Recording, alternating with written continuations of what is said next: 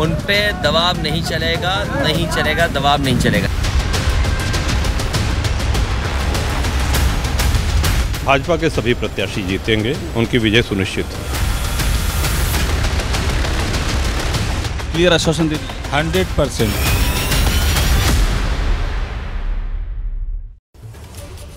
नमस्कार, मैं हूं विवेक श्रीवास्तव। देश और विदेश की 40 बड़ी खबरों के बाद अब वक्त आज की बड़ी खबर के डिटेल में पड़ताल का। राज्यसभा की चुनावी जंग बेहद दिलचस्प हो चली है। 27 फरवरी को यूपी की 10 राज्यसभा सीटों के लिए वोटिंग होनी है, लेकिन मौजूदा समीकरण बीजेपी और समाजवादी पार्टी दोनों ही पार्टियों की परेशानी को और बढ़ा सकता है। मौजूदा गणित के हिसाब से यूपी में राज्यसभा के हर उम्मीदवार के पक्ष में 37 विधायकों का समर्थन जरूरी है।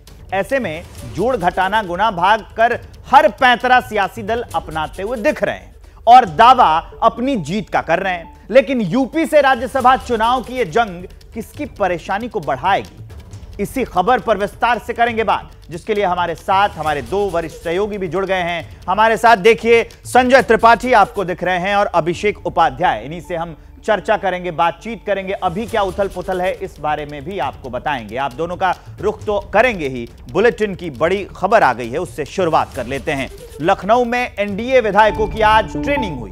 विधायकों को चुनाव की बारीकियां बताई गई।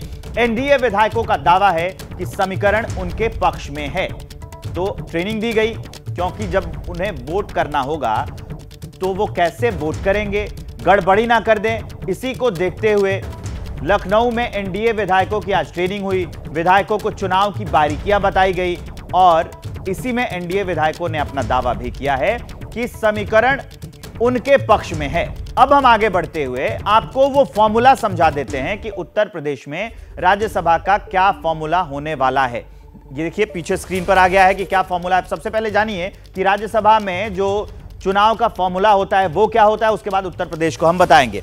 कुल विधायक जितने होते हैं किसी भी राज्य के, उसको 100 से गुना करते हैं और उसमें जितनी अब इसके बाद जो संख्या आपको हासिल होगी तो राज्यसभा सीटें जितनी होंगी उससे डिवाइड कर देंगे, उसमें एक जोड़ देंगे। वो संख्या जो आएगी उसमें एक जोड़ देंगे और वही जो निर्धारित संख्या होती है उतने वोटों की जरूरत होती है। अब आगे बढ़ते हुए, ये तो मैंने राज्यसभा का बता दिया। उत्तर प्रदेश में कैसे होने वाला है ये जब आप देखेंगे तो और ज्यादा स्पष्ट हो जाएगा।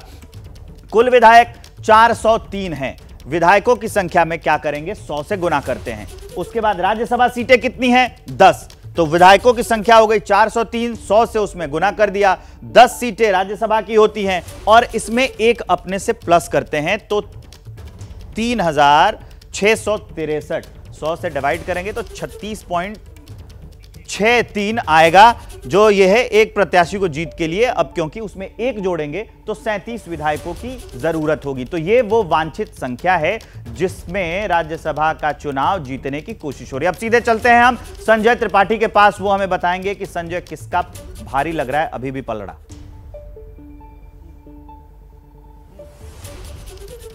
देखिए, जो आपने गणित बताई उसमें थोड़ा संशोधन करूंगा। 403 विधानसभा की उत्तर प्रदेश विधानसभा है और 3 विधायकों की निधन हो चुका है, जिसकी वजह से उनकी सीट रिक्त है और 1 विधायक की सदस्यता जा चुकी है। तो अभी जो मौजूदा स्थिति है वो 399 विधायकों की उत्तर प्रदेश में, और 3 विधायकों के वोटिंग पर संशय है। 1 भाजपा के हैं, साथ ही साथ 2 समाजवादी पार्टी के हैं।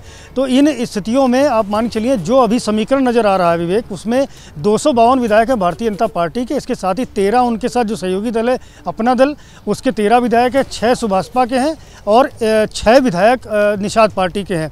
इस तरह से जो संख्या बनती है 278 बनती है और साथ ही साथ 9 विधायक आरएलडी के भी उनको सपोर्ट कर रहे हैं। और आज क्लियर हो गया कि राजा भैया भी अपने 2 विधायकों के वोट भी एनडीए के पक्ष में, एनडीए के प्रत्याशियों के पक्ष में दिलवाएंगे। तो भारतीय जनता पार्टी अभी तक मजबूत स्थिति में है। वहीं समाजवादी पार्टी के 4 से 5 विधायक जो हैं वो भारतीय जनता पार्टी के नेताओं के संपर्क में है। माना जा रहा है कि ये विधायक क्रॉस वोटिंग कर सकते हैं। ऐसे में ये जो चुनाव है राज्यसभा का, ये बेहद टक्कर का हो गया है। पहले जो स्थिति थी कि 7 प्रत्याशी एनडीए ने उतारे थे और 3 प्रत्याशी समाजवादी पार्टी के मैदान में आए थे, लेकिन लेकिन संजय सेठ जो 8वें प्रत्याशी एनडीए के थे, उनकी दावेदारी के बाद से ये चुनाव बहुत ही ज्यादा महत्वपूर्ण हो गया है, बहुत चर्चा में आ गया है। अब इसके लिए जोड़तोड़ पूरी तरह से जारी है और क्रॉस वोटिंग दोनों पार्टियां वजह होगी, कोशिश कर रही हैं इसकी वजह से। और मैंने राज्यसभा के चुनाव का फॉर्मूला बताया था कि लोगों को समझ में आ जाए, मैंने संख्या नहीं बताई थी। खैर, जानकारी आपने बढ़ा दी, इसके लिए शुक्रिया। बड़ी खबर आ गई है, वो जान लीजिए। राज्यसभा चुनाव में निगाहें राजा भैया पर भी टिकी हैं। राजा भैया की पार्टी के पास ही हार जीत की चाबी है। एनडीए के सहयोगी ओपी राजभर का बड़ा बयान यह है कि राजा भैया से मिले हैं वो, एनडीए के लिए वोट करेंगे, ये राजभर का बयान है। अखिलेश की पार्टी ने भी राजा भैया पर अपना दावा किया है। अभिषेक उपाध्याय हमारे साथ जुड़े हुए हैं, सीधा उनके पास लिए चलते हैं। अभिषेक, राजा भैया की भूमिका राज्यसभा के चुनाव में कितनी निर्णायक रहने वाली है?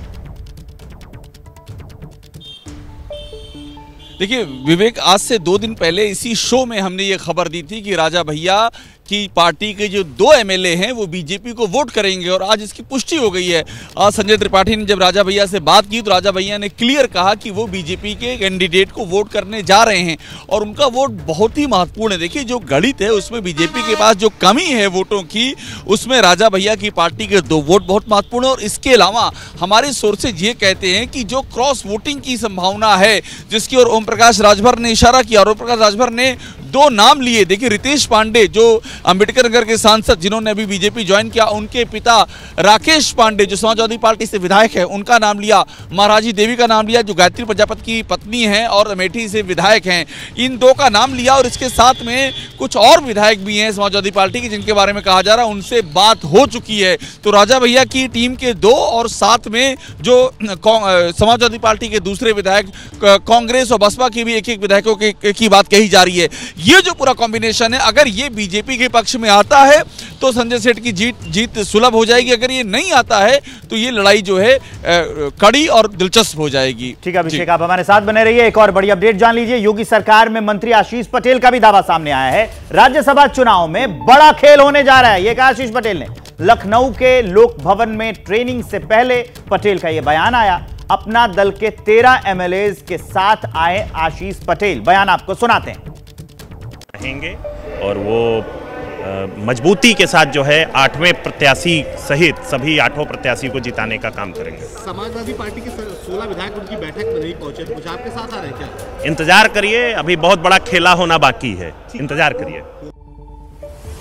तो अब चलते हैं संजय त्रिपाठी के पास। संजय त्रिपाठी, आशीष पटेल का जो बयान है वो किस ओर इशारा कर रहा है, किस खेल की बात कह रहे हैं ये? देखिए, खेल पूरा का पूरा राजनीतिक है। राज्यसभा के 8वें प्रत्याशी को जिताना है और इसी के लिए पूरी की पूरी जो खेल है, वो जो फील्डिंग है वो सजाई जा रही है। जो हमारे सूत्र दावा कर रहे हैं कि कांग्रेस पार्टी का एक विधायक और बहुजन समाज पार्टी का एकमात्र विधायक ये भी भारतीय जनता पार्टी के खेमे से जुड़ सकते हैं। भारतीय जनता पार्टी एनडीए के प्रत्याशियों के पक्ष में मतदान कर सकते हैं और इसके अलावा समाजवादी पार्टी के आधा दर्जन विधायक लगभग जो हैं वो एनडीए के प्रत्याशियों के पक्ष में करेंगे, ऐसा दावा किया जा रहा है। तो ये तैयारी जो चल रही है ये बहुत महत्वपूर्ण है और आज रात में 8 बजे डिनर के साथ में इस पर आखिरी मुहर लगेगी। मुख्यमंत्री योगी आदित्यनाथ ने सभी अपने एनडीए के विधायकों को 8 बजे डिनर पर बुलाया और उसी समय अखिलेश यादव जो समाजवादी पार्टी के राष्ट्रीय अध्यक्ष हैं, उन्होंने भी सपा के सारे विधायकों को डिनर पर बुलाया है। अब ये संख्या बहुत गौर करने वाली होगी कि डिनर में कहाँ कितने प्रत्याशी, कितने विधायक पहुँच रहे हैं। उसी आधार पर अनुमान भी लग जाएगा कि कल सुबह क्या होने जा रहा है, कल कौन सा खेल होने जा रहा है, जिसका इशारा आशीष पटेल कर रहा है। और उसकी हर बारीक जानकारी आप हम तक जरूर पहुंचाएंगे। नई अपडेट, मशहूर गजल गायक पंकज उदास का निधन हो गया है। लंबे वक्त से बीमार चल रहे थे पंकज उदास, उनका निधन हो गया है। मशहूर गजल गायक पंकज उदास, कई गजलें उनकी हम लोगों ने सुनी हैं, आपने सुनी है। ये दुखद खबर है कि पंकज उदास लंबी बीमारी के बाद अब चल बसे हैं, वो इस दुनिया में नहीं रहे। पंकज उदास, उनका निधन हो गया है, ये अपडेट हम आपको बता रहे हैं। जो पंकज उदास हैं उनका निधन हुआ है, लंबे वक्त से ये बीमार चल रहे थे। 2006 में उनको पद्मश्री सम्मान भी मिला था और ऐसे कई अवार्ड्स भी पंकज उदास के नाम हैं। ये अब हमने उनकी तस्वीर भी चला दी है। तो पंकज उदास अब इस दुनिया में नहीं रहे हैं, लंबे वक्त से बीमार चल रहे थे और उसके बाद आज पंकज उदास का निधन हो गया। इनकी उम्र 72 साल थी। 72 साल के पंकज उदास अब इस दुनिया में नहीं रहे हैं। बड़ी और दुखद खबर मैं आपको बताने जा रहा हूं। मशहूर गजल गायक पंकज उधास का निधन हो गया है। लंबे वक्त से बीमार चल रहे थे। 72 साल उम्र थी उनकी। 2006 में पद्मश्री मिला था और मुंबई में पंकज उधास का निधन हुआ है। आपने इनके कई गाने सुने होंगे। चिट्ठी आई है आपने ज़रूर सुना होगा। चांदी जैसा रंग है तेरा ज़रूर सुना होगा। अब मृत्युंजय के पास हम आपको सीधे लिए चलते हैं। मृत्युंजय, किस अस्पताल में भर्ती थे और निधन कब हुआ? बिल्कुल, देखिए, बहुत ही दुखद खबर पूरे इंडस्ट्री के लिए, पूरे देश के लिए है कि गज़ल गायक पंकज उधास हमारे बीच नहीं रहे। कुछ समय पहले ही उन्होंने आखिरी सांस ली और परिवार के लोगों ने ये अपने करीबियों को और मीडिया को सूचित किया कि पंकज उधास ने 71 वर्ष की उम्र में मुंबई में अपनी आखिरी सांस ली। बताया जा रहा है, जो उनके करीबियों से हमारी बात हुई, कि वो कुछ समय से बीमार चल रहे थे और पब्लिक अपीयरेंस भी उनका बंद हो गया था और पिछले कई दिनों से काफ़ी ज़्यादा गंभीर रूप से बीमार चल रहे थे। उनका इलाज मुंबई के एक नामी प्राइवेट हॉस्पिटल में चल रहा था, लेकिन अंत समय में वो परिवार के करीबियों के बीच थे और उनकी तबीयत काफ़ी ख़राब चल रही थी और उन्होंने कुछ समय पहले ही मुंबई में अपनी आखिरी सांस ली। जिस तरह से हम जानते हैं कि 2006 में उन्हें पद्मश्री से सम्मानित किया गया था और जिस प्रकार का उनका शानदार करियर रहा है और हर कोई उनके गीत को गुनगुनाता रहा है, हर कोई गीत गुनगुनाता है। अब ये बहुत बड़ी क्षति है, अपूर्णीय क्षति है सब गीत सुनने वाले और जानने वालों